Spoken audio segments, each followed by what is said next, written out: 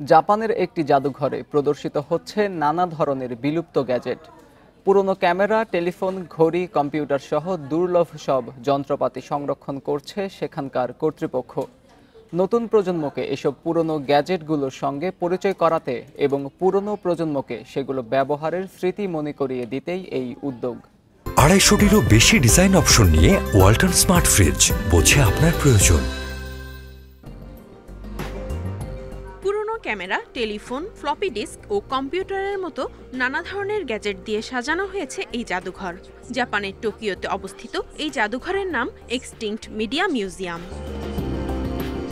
1916 সালে তৈরি lily film camera, বেটাক্যাম, Sony কোম্পানির পুরনো ফ্লপি ডিস্ক ও টেলিকম সরঞ্জাম, পুলিশের স্পিনার গাড়িতে ব্যবহৃত ট্রান্সিভার ও ক্যালকুলেটর, পুরনো মডেলের ঘড়িসহ বিভিন্ন দুর্লভ যন্ত্রপাতি রয়েছে এখানে। জাদুঘরের প্রতিটি তাকে সাজানো পুরনো গ্যাজেটগুলো দর্শনার্থীদের অতীতের স্মৃতিকে স্মরণ করিয়ে দিচ্ছে। বিলুপ্ত প্রযুক্তির এতগুলো সরঞ্জাম একসঙ্গে দেখতে পেরে খুশি তারা।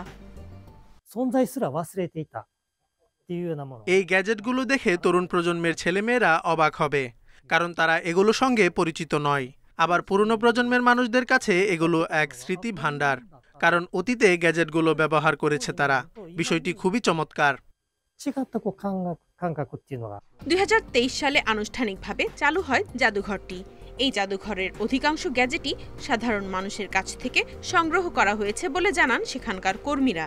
কাগজ ও পাথরের তৈরি সামগ্রী বাদে সব ধরনের পুরনো গ্যাজেট এখানে দানে নেওয়া হয়। প্রতিটা যন্ত্রের আলাদা একটা গন্ধ আছে, সেগুলো হাতে নিলে আপনি নানা ধরনের তথ্য জানতে পারবেন। আমরা চাই দর্শনার্থীরা শুধু কাচের মধ্যে তাকিয়ে নয়, বরং পঞ্চ ইন্দ্রিয় ব্যবহার করে গ্যাজেটগুলোকে অনুভব করুক।